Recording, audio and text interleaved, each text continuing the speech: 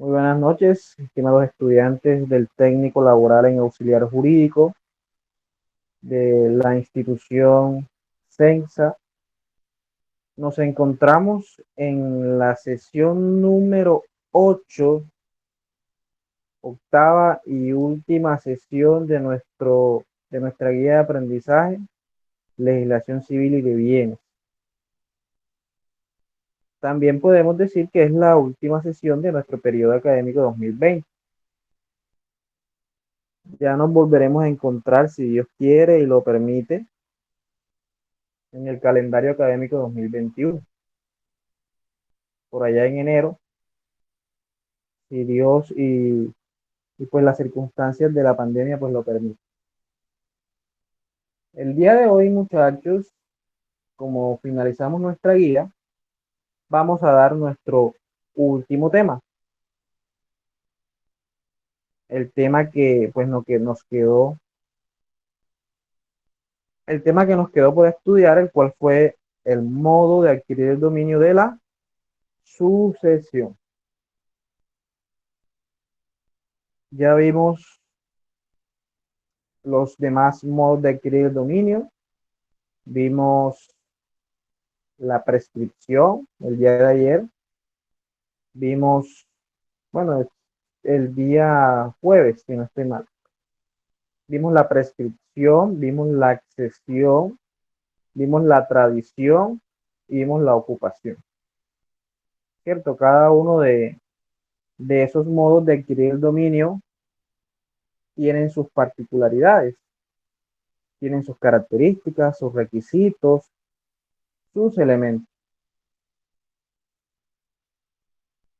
Si nos damos cuenta, la ocupación o con la ocupación se busca adquirir el dominio de las cosas que no tienen dueño, un dueño aparente.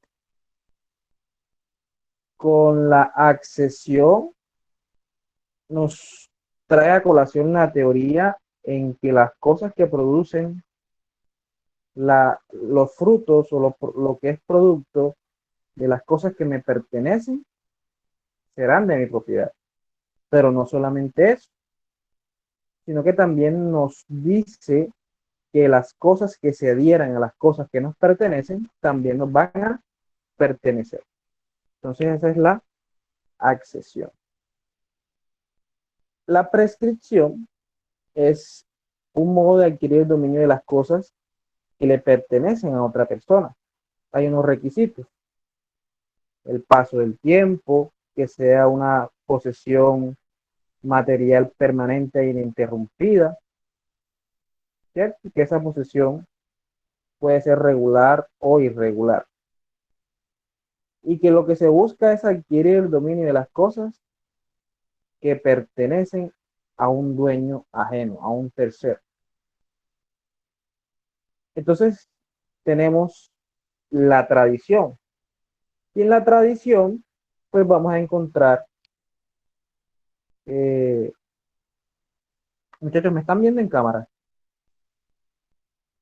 Sí, profe. Y en la tradición vamos a encontrar una de las figuras jurídicas que más utilizamos en, en el ámbito jurídico, que es el título traslaticio de dominio. Listo, la transferencia del dominio a partir de la entrega de la cosa.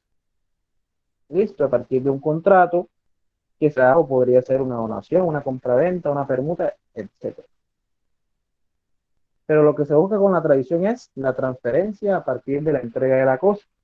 Y vimos que hay unas características para la entrega en caso de los bienes muebles y una característica en el caso de los bienes inmuebles. En el examen final que está ya en la plataforma, hay una pregunta con respecto a eso. ¿Cómo yo formalizo o cómo se materializa la tradición? El fundamento o la teoría de la pregunta será cuáles son los pasos para yo formalizar la venta de un bien inmueble, ¿cierto? Entonces ahí ustedes me van a decir que primero hay que hacer esto, luego hay que hacer lo otro y luego por último lo siguiente, ¿cierto?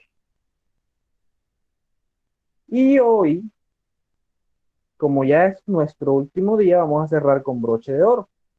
Vamos a cerrar dando unas explicaciones de pronto que no van a ser muy a fondo porque la sucesión como modo de adquirir el dominio de las cosas es un tema que es bastante amplio, bastante complejo y de bastante estudio. ¿Sí? Que ustedes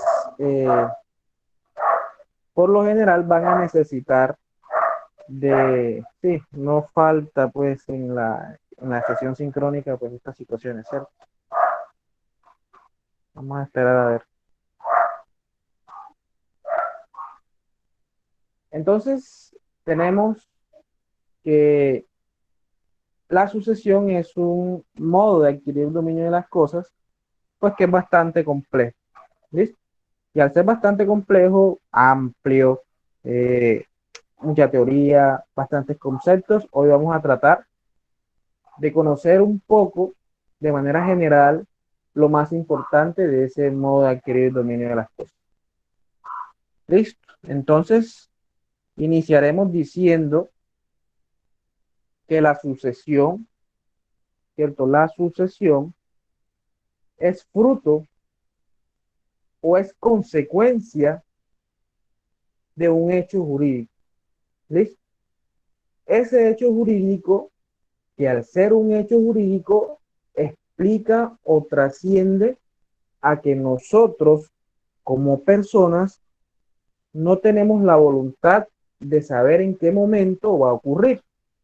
¿Listo? Es decir, es un acto que podríamos llamarlo de la misma naturaleza.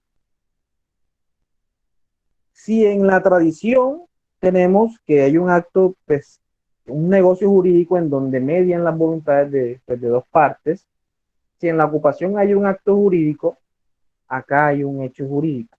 Yo hago la pregunta,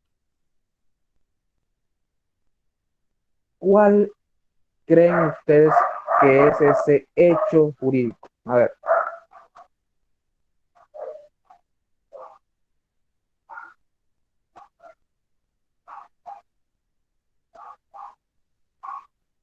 A ver, Eduardo, ¿qué me dirías tú a esa pregunta? Profe, sí, creo que entendí bien, creo que es la muerte, ¿no? La muerte. Sí. La muerte es un hecho jurídico, ¿cierto? Que genera una consecuencia jurídica. Pero yo no decido en qué momento, o no quiero, o no, pues no quisiéramos saber en qué momento nos vamos a morir.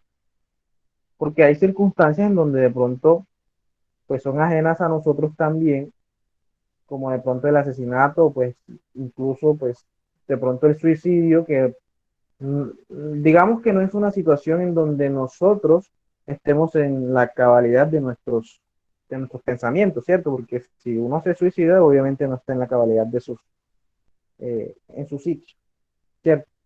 Pero ese hecho jurídico que es la muerte genera lo que conocemos como la sucesión. La consecuencia jurídica de la muerte es la sucesión. Entonces, ese modo de adquirir el dominio de las cosas, que es la sucesión, tiene la finalidad de transferir o de que las personas que quedan como herederas de ese causante, pues se hagan con los bienes de esa persona que ha fallecido. Entonces vamos haciendo o habiendo hecho la explicación la introducción, ¿cierto? De lo que vamos a dar hoy, vamos a compartir nuestras diapositivas.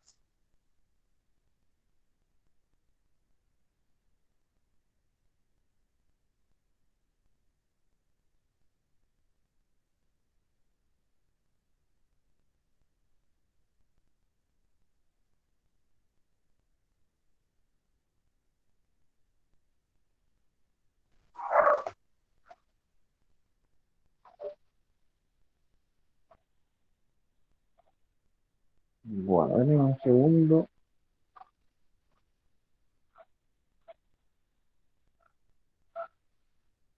Profe, ¿Sí? Para preguntarle, la sucesión vendría siendo un hecho jurídico y la No, no, herencia no, no, vendría siendo un acto jurídico o un negocio jurídico. no, O no, son lo no. mismo. La muerte es el hecho jurídico. La muerte es el suceso de la naturaleza que podemos decir que es un hecho jurídico. ¿Sí? Lo que es, podríamos decir que en este caso no hay ningún negocio jurídico. Simplemente lo que se hace es un proceso, ¿cierto? Un proceso judicial por medio del cual las personas van a adquirir el dominio de las cosas que le pertenecieron en vida a quien al causante. Pero el hecho jurídico, podríamos decir que en este caso el título sería el, la muerte, ¿cierto? La muerte. Es el hecho generador de, de la adquisición de los bienes del causante. ¿Listo? Regálame un segundo, regálame un segundo, regálame un segundo, por favor.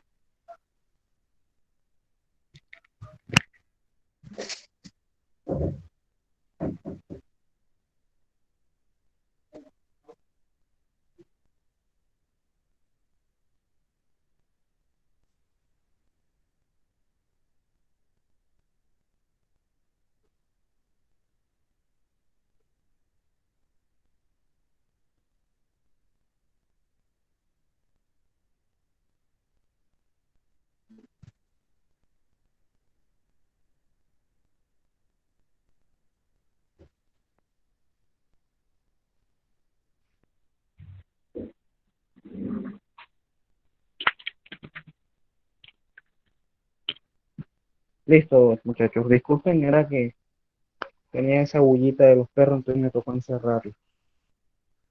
Bueno, están ahí, muchachos.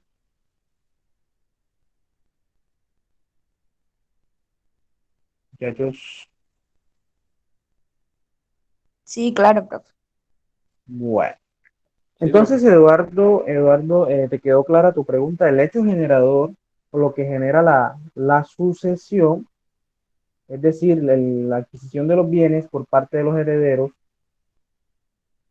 de los que pertenecieron al causante, es la muerte. ¿Ves? La muerte. Bueno.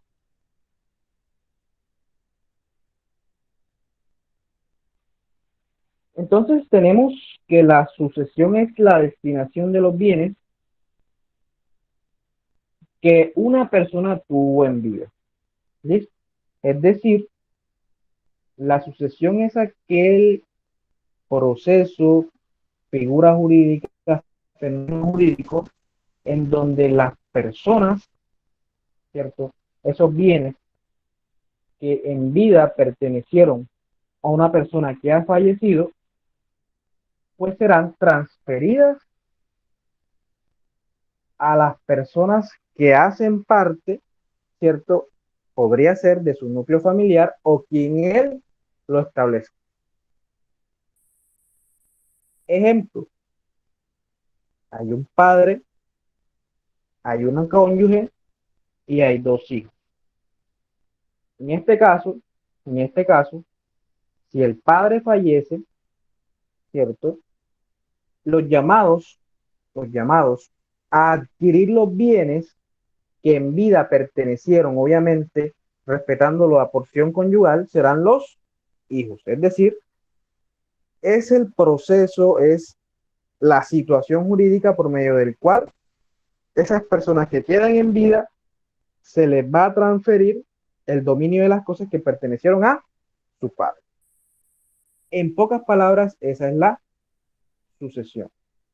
Acá nosotros hablamos eh, desde un principio y establecimos que en esa universalidad de bienes, en esa masa herencial vamos a encontrar no solamente activos, sino pasivos.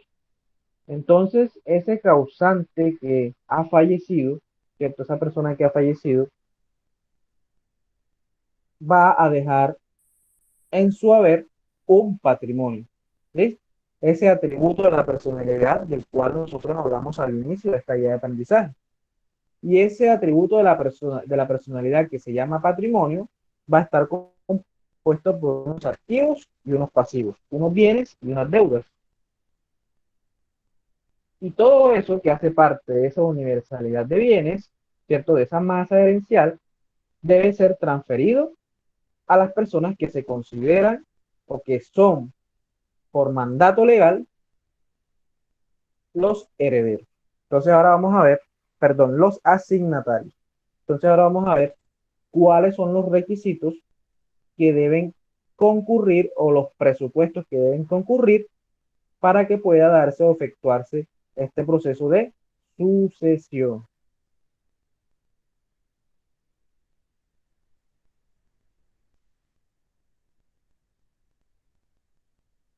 El nombre o la denominación jurídica de este proceso es sucesión por causa de muerte. El mismo Código Civil ha establecido que la sucesión se dará a partir de la muerte de una persona. Entonces, ahí encontramos la explicación a lo que les he dicho desde el principio. La muerte de ese hecho jurídico va a traer consigo la consecuencia jurídica que es la apertura de la sucesión. Entonces, tenemos que la sucesión por causa de muerte es el mecanismo legal para transferir el patrimonio de la persona fallecida a sus asignatarios. Entonces, ¿por qué decimos asignatarios? Porque ese término de asignatarios es el término o la noción general. ¿Listo? Hay herederos y hay legatarios. Ya vamos a ver cuál es la diferencia entre heredero y legatario. Los presupuestos o los requisitos que deben existir para que pueda abrirse sucesión o darse apertura de la sucesión por causa de muerte será, primero, y una parte que es muy obvia, la muerte. ¿Cierto? Debe suceder la muerte de una persona para poder hablar de sucesión por causa de muerte. Pero, ¿quién debe morir? Debe morir una persona de la especie humana. ¿Listo? ¿Por qué? Porque solamente las personas, recordemos, somos los facultados para poder adquirir bienes y servicios. Los animales no pueden adquirir ni bienes ni servicios. ¿Cómo se le llamará a esa persona que ha fallecido? En el ámbito del derecho sucesoral, lo conoceremos como causante, Pero también esa persona que ha fallecido se le puede llamar finado, fallecido, difunto o decuyus. ¿Listo? Entonces lo primero que debe proceder o lo primero que nosotros debemos determinar para poder entrar a suceder o adquirir los bienes por vía sucesión es que haya muerte.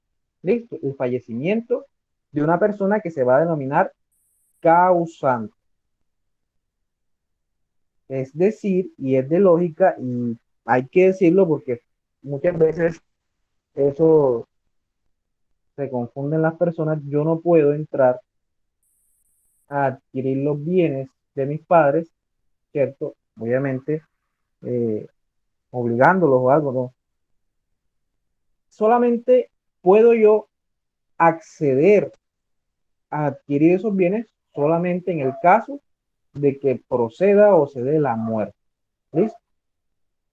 Obviamente va a haber unas situaciones que ya vamos a hablar más adelante en cuanto a la compra simulada o a la compraventa simulada o la donación, que esa puede ser una teoría que denominamos la sucesión contractual. ¿Listo? Entonces, en primera medida, lo que necesitamos para que concurra la sucesión es la muerte. Pero, ¿qué es la muerte? ¿Qué es la muerte? Hay dos figuras o dos clases de muerte. Encontramos la muerte real, cierto que pues la ciencia pues y el derecho establecido que se considerará muerta aquella persona que se considere o se establezca muerte cerebral.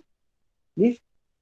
Esa persona que tenga muerte cerebral se dará o se tendrá como fallecida, será causante. Pero también hay otra figura aparte de la muerte real, y es la popular muerte presunta. Es decir, en el evento en que una persona desaparezca por un término mínimo, ¿cierto?, de 2 años,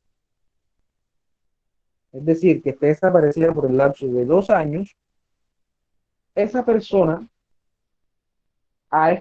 se le puede iniciar por parte de los interesados, en este caso sería cualquiera de los herederos, se le puede iniciar un proceso de muerte presunta. Es decir, que a través de una solicitud ante un juez de la República, solicitar que este mismo declare la muerte de la persona a partir de la presunción de la muerte. ¿Y qué documento, en qué documento se plasmará eso? En una sentencia judicial. Es decir, es un proceso que se lleva ante el juez civil. Es decir, pasados 2 años de la desaparición de una persona, nosotros podemos iniciar el proceso de muerte presunta. Entonces tenemos la muerte real y la muerte presunta. Eso para el caso o en el evento en el cual esa persona se encuentre desaparecida y posea muchos bienes. ¿Listo? Todo esto con la finalidad de que los herederos, ¿cierto? Los asignatarios, perdón, adquieran la facultad de poder disponer de esos bienes. Porque en el evento en el cual pues la persona siga desaparecida y no se haga este procedimiento, ellos no van a poder formalmente disponer de los mismos. ¿Sí? No van a poder enajenarlos. Pueden habitarlos, pueden darle uso, pero no pueden disponer de esos bienes con el fin de venderlos, donarlos. ¿Listo? La finalidad del proceso de muerte presunta es que se declare la muerte. ¿Listo? Y como vemos, la muerte trae consigo unas consecuencias jurídicas muy importantes. Más allá, pues, de la cuestión sentimental, ¿cierto? También trae unas responsabilidades y unas obligaciones por parte de las personas que quedan en vida. Pero además de esa muerte, ya sea real o presunta, ¿qué necesitamos? Para poder dar apertura al proceso de sucesión, además de que exista o se produzca la muerte de una persona, necesitamos de unos asignatarios. ¿Listo? Entonces vayan anotando estos presupuestos porque hacen parte de una pregunta del parcial, ¿cierto? Del examen final. ¿Cuáles son los presupuestos? Primero, la muerte. Segundo, los asignatarios. Podríamos decir que son las personas que quedan en vida con la oportunidad de adquirir los bienes que ha dejado el causante. Son todas aquellas personas llamadas a recoger el patrimonio de la persona que fallece. ¿Listo? ¿En cómo se dividen estas personas? Herederos y legatarios. Ahora vamos a explicar cuál es la diferencia entre heredero y legatario. Entonces, primero, la muerte de una persona. Segundo, que en vida queden personas que tengan la calidad de asignatario, ya sea por ley, como los herederos, o bajo la voluntad de la persona que fallece a partir del testamento, como los legatarios.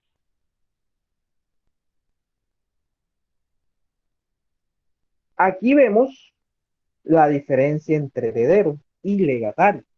Los herederos son aquellas personas que son llamados a recoger el patrimonio del causante de forma universal. ¿Listo?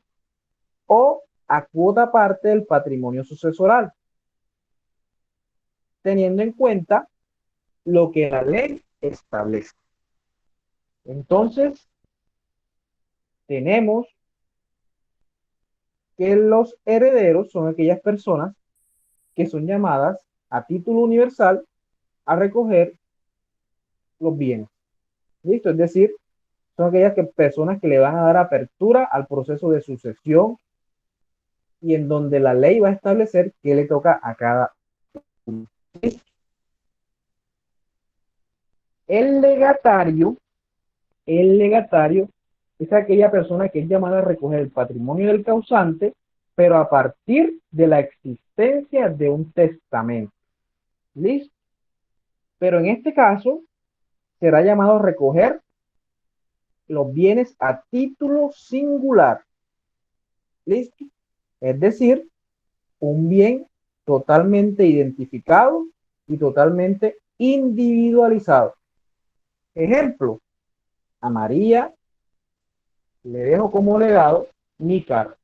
A María le dejo como legado la casa, el carro de placas tal, de color tal, ¿cierto?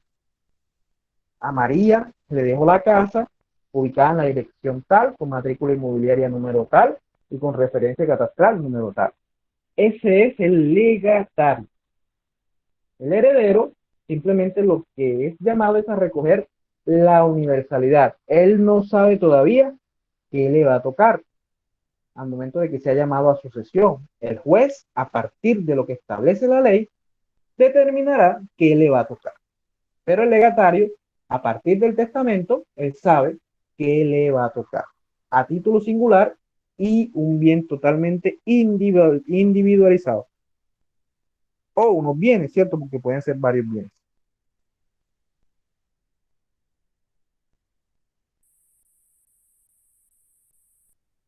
¿Cuál es el otro presupuesto antes de iniciar la clasificación de las sucesiones? Si necesitamos la muerte, si necesitamos asignatarios, es obvio que también vamos a necesitar los bienes. ¿Listo? La universalidad de bienes.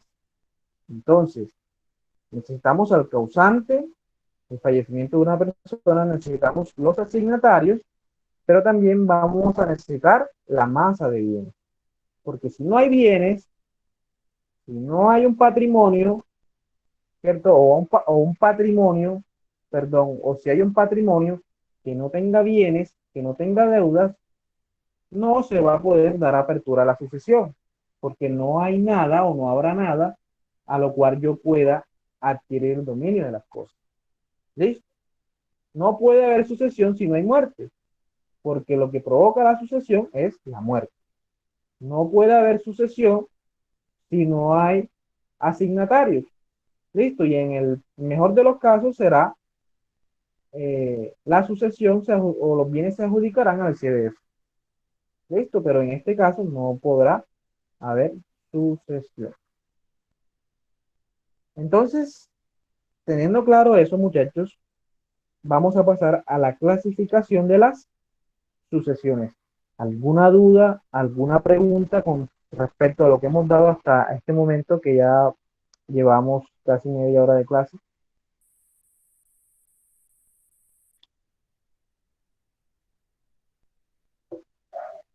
¿Alguna duda, muchachos? Afirmen o Nada, nieguen. todo correcto, Bueno, todo entendido. listo. ¿Qué clasificación encontramos de las sucesiones? Encontramos la sucesión testada, la sucesión intestada, la sucesión mixta, que trae consigo o que conjuga la sucesión testada y la intestada, y la última, que es la contractual, que digamos que es una teoría que han establecido los doctrinantes. ¿Listo? Empecemos con la sucesión intestada. La sucesión intestada, muchachos, es aquella que se rige con fundamento a la ley civil. No existe un testamento. La misma frase, la misma noción, indica que es intestada. La distribución del patrimonio herencial de la masa de bienes se da a partir de lo que establezca la ley. Es decir, no hay testamento, no hay voluntad del causante, es decir, que a partir de lo que establece la ley o incluso de la voluntad de los asignatarios, pues podrá hacerse la sucesión. Ya les voy a explicar por qué a partir de la voluntad de los herederos. Entonces, en este caso, cuando se da a partir de una discordia, de un conflicto jurídico, será la ley la que determinará cómo será la partición de esos bienes. En este caso, muchachos, no hay voluntad del causante. ¿Por qué? Porque no hay testamento. Pero puede suceder que sí concurra la voluntad de los asignatarios. Y lo manifiesto porque hay una situación o hay un procedimiento notarial en el cual, si existe mutuo acuerdo por los asignatarios, obviamente en este caso va a entrar la cónyuge, ¿cierto? Porque hay que hacer la liquidación, la disolución y la liquidación de la sociedad conyugal o patrimonial. En este caso, si hay acuerdo entre las partes, ¿cierto? Entre los asignatarios, se podrá llevar por vía notarial. Recordemos que la vía notarial conlleva a una situación de mutuo acuerdo. Si hay un conflicto, la vía notarial no es procedente. Porque si hay un conflicto, ¿qué hay que hacer, muchachos? A ver, ¿quién me dice? Si hay una litis, ¿qué hay que hacer? Profe, pues sería Pues interponer una demanda o denuncia, ¿no? una demanda. Si Acudiría hay, ante un juez. si hay conflicto, si hay una litis, lo que va a suceder es que hay que llevarlo ante los juzgados. Será una sucesión judicial. Listo, entonces, cuando hay conflicto, cualquiera de los asignatarios tendrá la facultad, la legitimación por activa para iniciar apertura de sucesión judicial. Cuando es por notaría, será sucesión vía notarial. Hay un mutuo acuerdo, por ejemplo, hay una hay dos hijos, hay un solo bien, pues deciden adquirir ese inmueble a cuota parte o 50% para la cónyuge y la otra parte, la otra cuota parte será para los hijos, ¿cierto? En ese caso. Si hay ese consenso, si hay ese acuerdo, es factible hacerlo por vía notarial. Pero si hay un conflicto, si hay una sola casa y ahí encontramos que son hijos, ¿cierto? Son hijos que tienen conflicto con la cónyuge, que no se gustan entre ellos o hay cualquier situación conflictiva, pues lo lógico será que cada uno busque que se le otorgue el derecho que la ley establece. Listo, en ese caso tocará dar apertura de sucesión vía judicial. Entonces, en ese caso, será el juez amparado en ley quien hará la partición de los bienes herenciales o de la herencia que pues ha dejado el causante. Listo, entonces encontramos que esa es la sucesión intestada. ¿Alguna duda, muchachos, con respecto a esto de la sucesión intestada?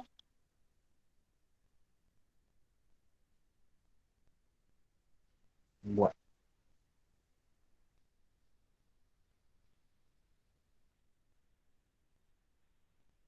luego encontramos la sucesión testada.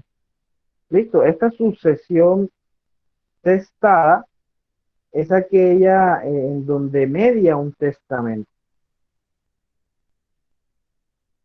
Entonces encontramos que en esta clase de sucesión eh, la voluntad del causante entrará a regir o a establecer cómo será la partición de los bienes. Listo, en este caso el causante en vida, obviamente antes de morir, va a dejar su voluntad a través de un testamento en el cual va a decidir a quién le va a dejar a título singular, podría ser la partición eh, de sus bienes. ¿Listo? Entonces, en la primera no media un testamento y en la segunda media un testamento. Recordemos que esta situación del testamento o en esta situación de las herencias hay una asignación forzosa. Hay una asignación forzosa. Es decir, habrá una parte de la masa herencial que el causante no podrá pues tocar con el testamento. ¿Listo? O en el caso de que él decida solamente establecer a quién le va a dejar, ¿cierto? A quién le va a dejar sus bienes, habrá una parte, llegado el caso en el cual uno de los llamados asignatarios, ¿cierto? Uno de los llamados herederos, entrará a adquirir como asignación forzosa. ¿Por qué digo esto, muchachos? Porque el causante en vida puede incluso hacer asignaciones a través de testamento a personas que no son herederos, es decir, una persona que no sea parte de los órdenes hereditarios. Y en ese caso, la ley protege ese derecho que tienen ellos, pues, a acceder a los bienes que deja su causante, ¿cierto? Su padre o quien se ha llamado a suceder. Esas son las asignaciones forzosas. Entonces, en caso de que el causante en vida decida dejar por testamento a una persona X, llamándolo así X, pues esos herederos no deben preocuparse del todo, puesto que hay una asignación forzosa que se establece en una tercera parte de la masa herencial. ¿Listo? Una tercera parte. Es decir, un tercio de esa masa herencial será para los herederos. ¿Listo? En el caso de que el testador, ¿cierto? En el caso de que el testador en el mismo testamento decida asignar a cada uno de los herederos, pues ahí no habrá problema. Será una sucesión testada. No habrá que asignar vía pues herencia o decisión por ley ninguna situación. Todo por testamento también se puede. Es decir, si hay dos hijos, yo indicar, le dejo mi casa a mi hijo A y le dejo mi casa a mi hijo, perdón, y le dejo mi carro a mi hijo B. Eso es posible. ¿Listo? Pero lo fundamental es que los herederos no queden desamparados. ¿Listo? La ley protege a partir de las asignaciones forzosas, que no solamente será esa situación de los herederos, el de los herederos, sino que también irá para otras situaciones, como por ejemplo cuotas alimenticias, ¿cierto? Cuotas de alimentos que en vida pues tenga el causante y otras situaciones que pues ya serán estudios en otro aspecto porque esto es muy amplio, ¿cierto? Entonces no nos va a alcanzar mucho el tiempo. Entonces esa es la sucesión testada. Ahora encontramos la sucesión mixta. ¿Listo? La sucesión mixta es aquella en donde se configuran dos clases de sucesiones. ¿Cuál? La testada y la intestada. Entonces la sucesión mixta es aquella que se arregla por la ley en la parte abstracta, es decir, lo que el testador decidió no transferirlo a partir del testamento. ¿Listo? No decidió, él decidió, por ejemplo, en un caso en concreto, tiene tres casas, decidió testar por una y las otras dos, pues toca que sean adquiridas o transferidas a partir de sucesión bajo la modalidad de herencia. ¿Listo? O sea, la ley va a establecer quién va a entrar a suceder y en qué proporción. Entonces puede darse que en una parte sea asignada bajo testamento y la otra pues la deje popularmente que se peleen por eso, ¿cierto? Ese es el caso en el cual, por ejemplo, hay un hijo en el cual el padre desea proteger. Entonces testa solamente para que se le asigne ese bien a esa persona. ¿Listo? Los otros que miren a ver cómo hacen.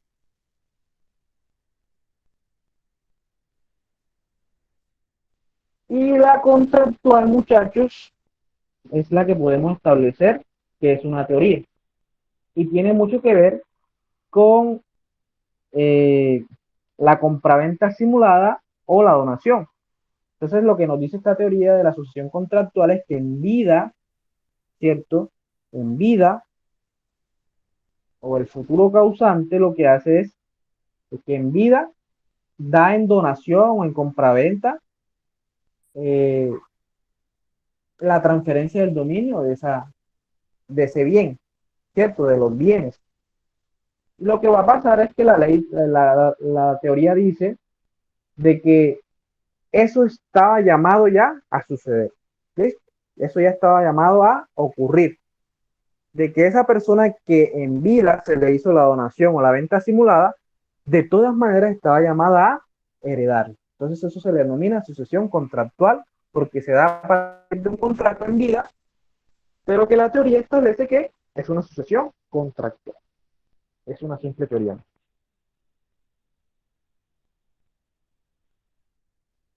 Vamos a ver. Entonces esto es lo que hace parte de la quinta pregunta del examen. No sé si es la quinta, pero es la pregunta que está dirigida a la sucesión. Presupuestos. La muerte de una persona de la especie humana, ¿cierto? La existencia de un patrimonio en cabeza el causante, que puede ser objeto de sucesión o que puedo yo adquirir por sucesión. Derechos reales, ¿cierto? Es decir, bienes, muebles e inmuebles, derechos personales o de crédito, es decir, obligaciones en donde el causante era acreedor, eso también se transfiere a partir de la sucesión, derechos inmateriales como los derechos de autor, la propiedad intelectual, ¿listo? Y también las empresas, las sociedades comerciales, ¿listo? Eso es lo que podemos adquirir por sucesión. Y obviamente, lo que habíamos hablado, de, pues, además de la muerte, de que haya un causante, de que haya un patrimonio, pues los asignatarios. ¿Sí? Lo vemos, los asignatarios. Vamos a hablar de una situación, de una figura jurídica que es denominada la indignidad. ¿Cierto? ¿Qué es la indignidad? Para suceder, es la exclusión de una persona del proceso de la apertura de sucesión. ¿Listo? Exclusión, es decir, es heredero, pero a partir de los causales será declarado indigno y no podrá adquirir por sucesión. ¿Cuáles son? Las siguientes causales. Será indigno de suceder al difunto el que incurra en las siguientes causales. Primero, el que haya cometido crimen contra la persona del difunto, ¿sí? O lo dejó perecer pudiendo salvarlo. Es decir, si yo cometo cualquier conducta punible, ¿cierto? Que afecte o que vaya en contra de la vida o vulnere o amenace la vida del causante, pues podría ser yo declarado indigno. El que cometa atentado grave contra la vida, el honor, los bienes de la persona, el causante, ¿cierto? Pues también se podrá ser declarado indigno.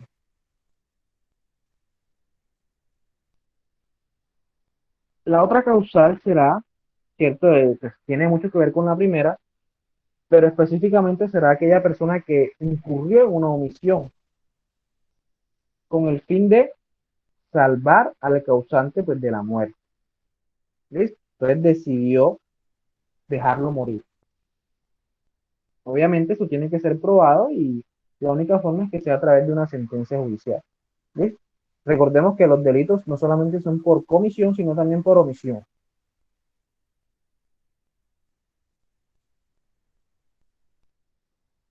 El que por fuerza dolo obtuvo alguna disposición testamentaria, es decir, si yo obligué o induje en error a mi causante o a mi sucesor, ¿cierto? Al causante o a mi sucesor, con el fin de que testara a favor mío.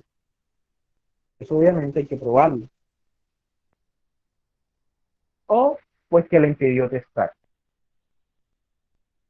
Y por último, pues la persona que haya ocultado el testamento. Y esa persona, pues también podrá ser declarada indigna.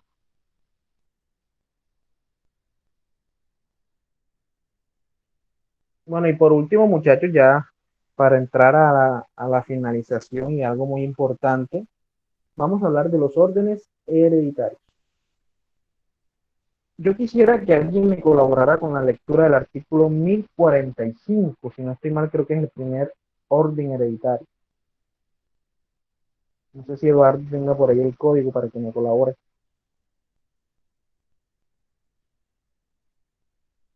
El Código Civil, claro está.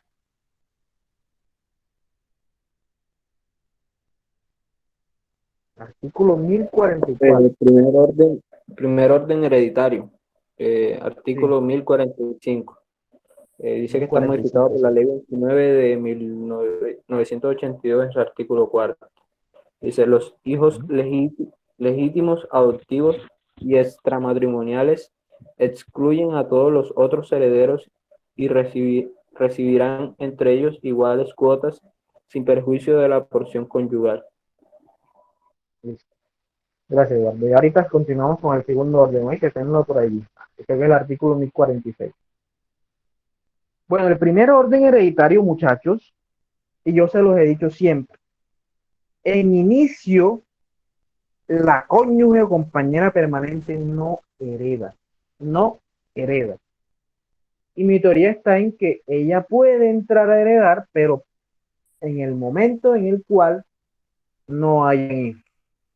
Y les voy a explicar por qué.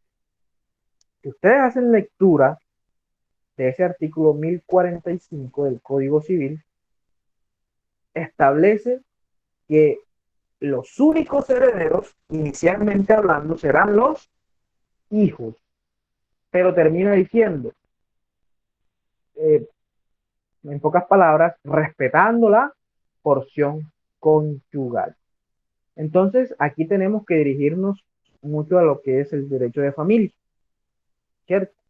Esta clase que ustedes vieron de derecho de familia. Y recordemos que la liquidación de la sociedad conyugal se hace por partes iguales. ¿Listo? Es decir, 50% para el cónyuge A y 50% para el cónyuge B. Es decir, 50% para el cónyuge A y 50% para el cónyuge B.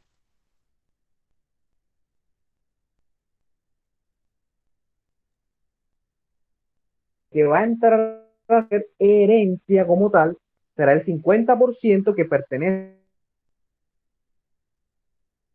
¿Listo?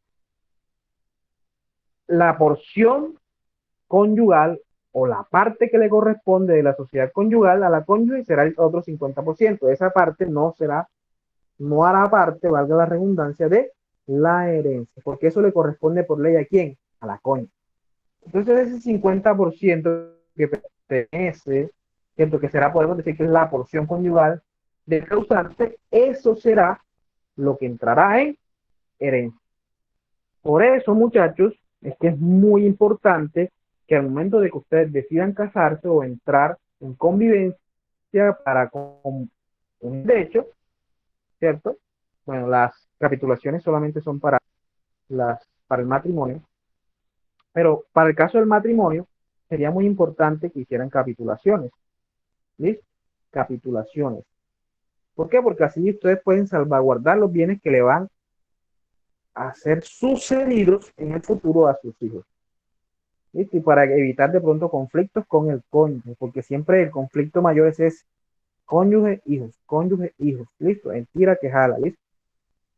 Entonces, como bien hemos dicho, lo que sea puesto bajo capitulaciones, eso no va a entrar en la sociedad conyugal y podrá ser tenido como herencia, listo.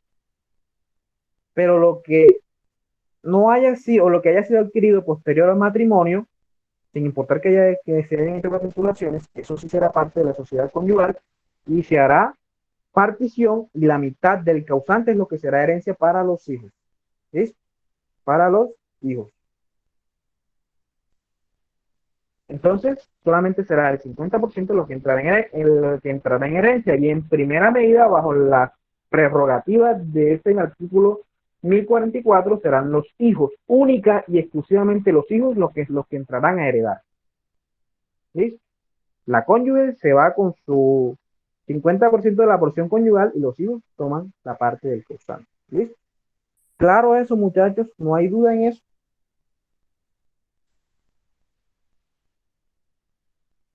Sí, profe, claro. Bueno, por favor, Eduardo, artículo 1046, segundo orden hereditario. Segundo orden hereditario.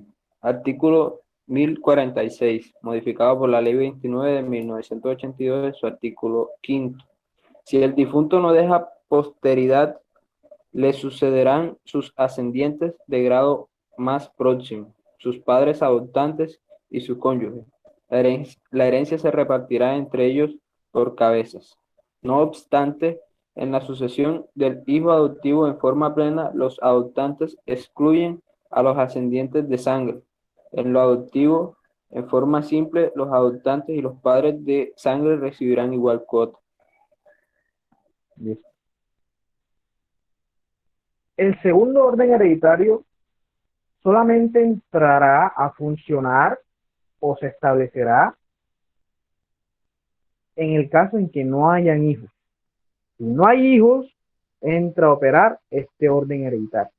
Y en este caso serán los ascendientes. ¿Y quiénes son los ascendientes? Los padres. ¿Listo? Los padres. Y en este caso, muchachos, los padres, ¿cierto? Son los que entrarán a heredar el 50% que queda de la porción conyugal del causante.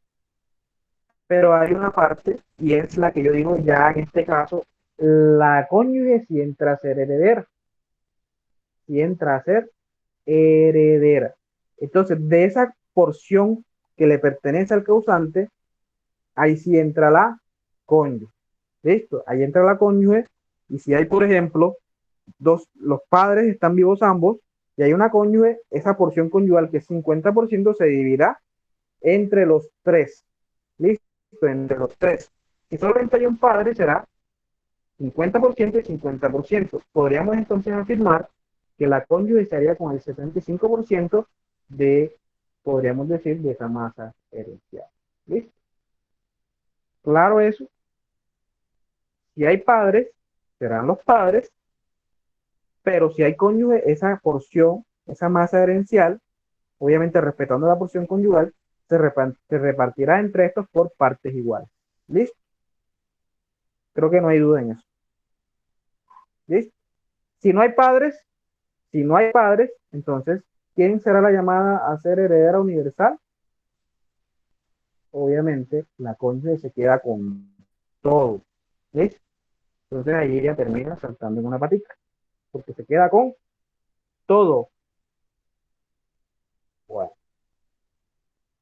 Tercer orden hereditario. Ya estamos terminando. Hola. Eduardo, por favor. Sí, claro, por favor. Tercer orden hereditario.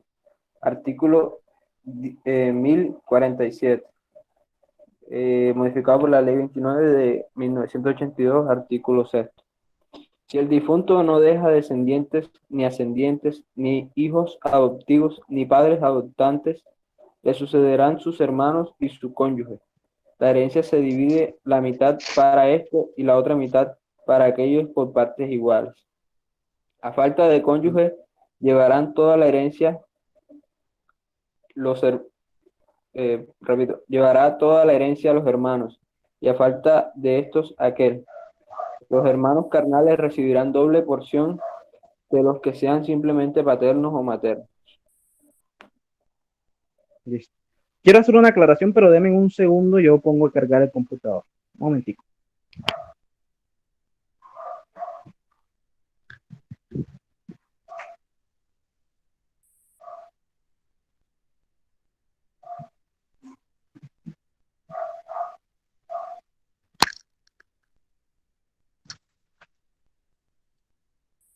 Listo, muchachos.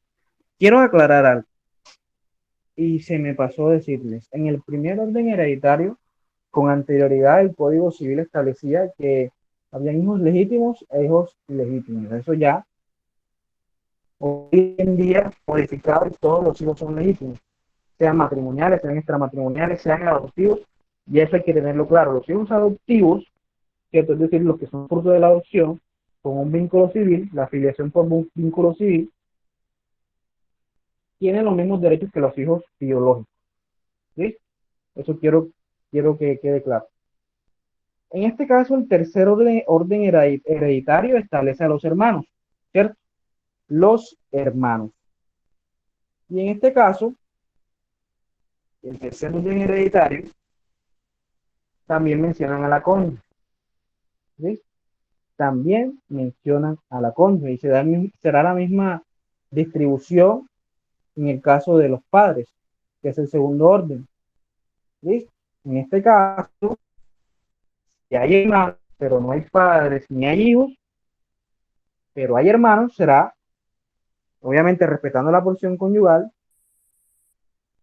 y si hay cónyuge y hay hermanos, será dividido por cabeza. ¿Listo? Es decir, si hay, por ejemplo, un hermano y la cónyuge, será esa porción que le pertenece al cónyuge causante, será 50 y 50. ¿Listo? Si hay dos hermanos, será también dividido, y ahí será entre tres, si hay cuatro, así sucesivamente. Listo, en este caso, si, por ejemplo, eh, no hay sobrinos, perdón, no hay hermanos, los sobrinos pueden entrar como representantes, ¿listo? Como representantes. Solamente en el caso de que no haya cónyuge, recordemos, como lo dice el código, pues el cónyuge excluye a los sobrinos, ¿listo? Excluye a los sobrinos. Pero la interpretación que se le da al artículo es que a falta de hijos, a falta de padres, entran los hermanos. ¿Listo? Ahora, si no hay cónyuge, entonces sería hijos, a los hijos se le deja todo, si no hay cónyuge, ni hay hijos, se le deja todo a los padres, si no hay cónyuge, ni hijos, ni padres, que ya han crecido, será a los hermanos. ¿Listo? Hermanos. Claro eso, muchachos. Creo que vamos haciendo una explicación clara de estos órdenes hereditarios. Y el quinto orden, perdón, el cuarto orden, Eduardo, me colaboras por favor, creo que es el artículo 1051.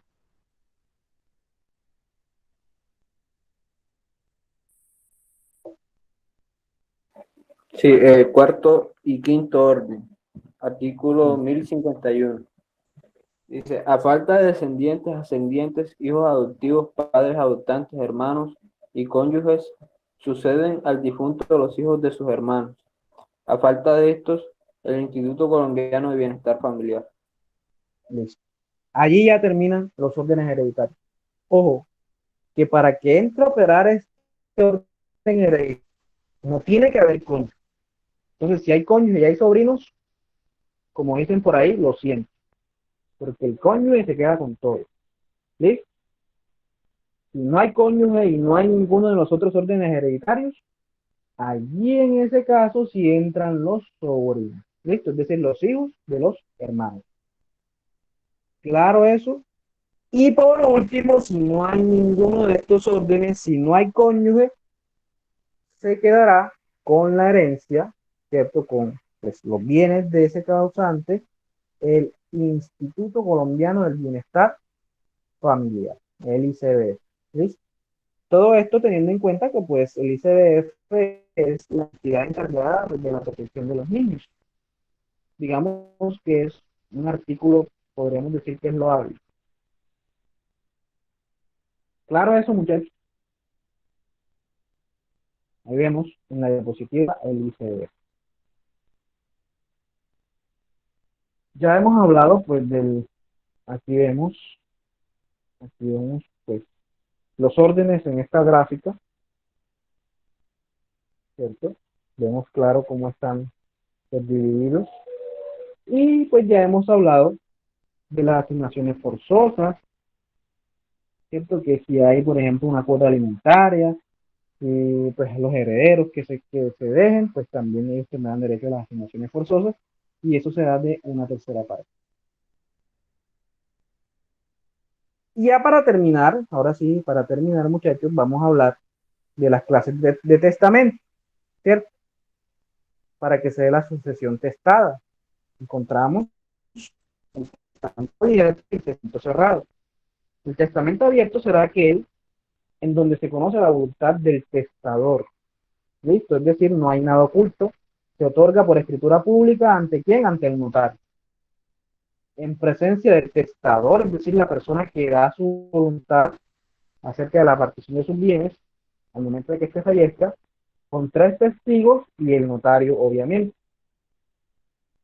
Debe haber unidad del otorgamiento. Debe haber 5 firmas y las personas que no saben leer y escribir también pueden otorgar testamento. En este caso, pues se sabe a ciencia cierta cómo es la voluntad del testador. Y encontramos los testamentos cerrados. En este caso, pues también se da, en este caso se da por escritura privada, perdón, es decir, en un sobresellado y con un sello, ¿cierto? Con un lacrado. Por escritura pública, y conlleva a que la apertura de ese testamento se haga solamente en el evento de que se produzca la muerte del testador. ¿Sí? También se da con unos testigos, ¿cierto? Con la presencia del notario, pero no se sabe cómo se realizó la partición de los bienes por parte del testador. ¿Sí?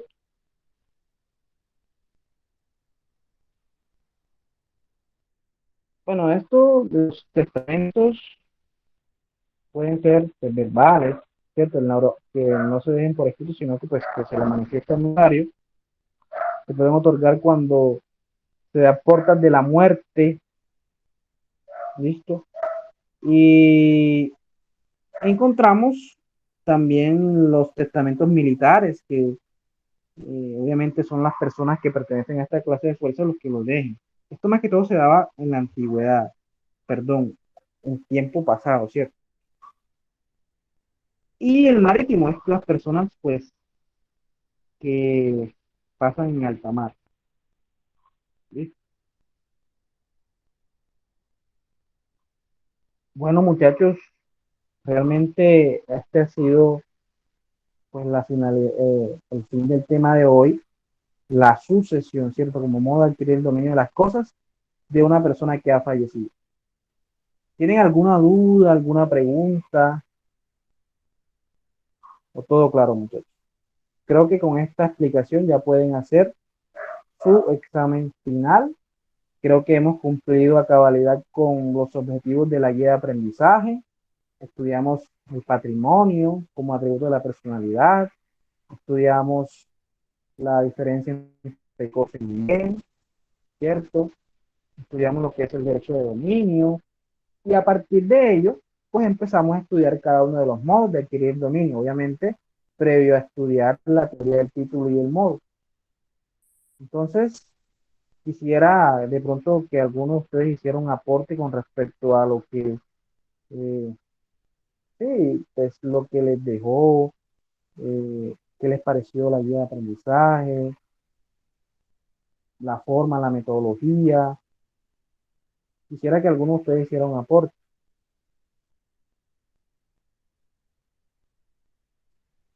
A ver, Eduardo. Sí, profe, muy agradecido con la pedagogía que usted tiene. Mire que aprendí muchas cosas que pensé de pronto ya yo sabía, por ejemplo, del asunto del uso, del goce, de la exposición, o la diferencia ahí entre acto jurídico y negocio jurídico, que no la tenía muy clara y eso. Y los distintos modos de adquirir eh, los modos de adquirir el dominio. Y sí, profe, como le digo, muy buena pedagogía la que usted tiene, nos ha respondido a todas las preguntas que le hemos hecho, todas nuestras, de pronto los problemas que tenemos ahí, de pronto entender algo, usted siempre lo explica y eso, entonces lo felicito por eso y pues muchísimas gracias por todos los conocimientos pues eh, puestos aquí a No, nosotros. ha sido con mucho placer y de pronto alguien más tiene algo que decir.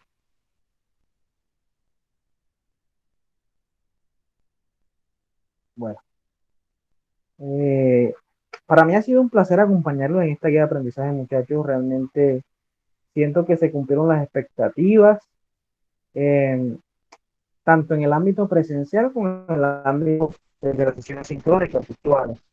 Buena asistencia en el ámbito de las presenciales, también buena asistencia por parte de las virtuales. Entonces me voy muy contento, ¿cierto? O terminamos la guía de aprendizaje muy contento porque se cumplieron los objetivos y esperamos que nos volvamos a encontrar el año que viene, pues en una nueva guía de aprendizaje que pues ya estaremos indicando cuál será, obviamente esperando pues que les toque conmigo y ha sido un placer muchachos, espero que nos volvamos a encontrar.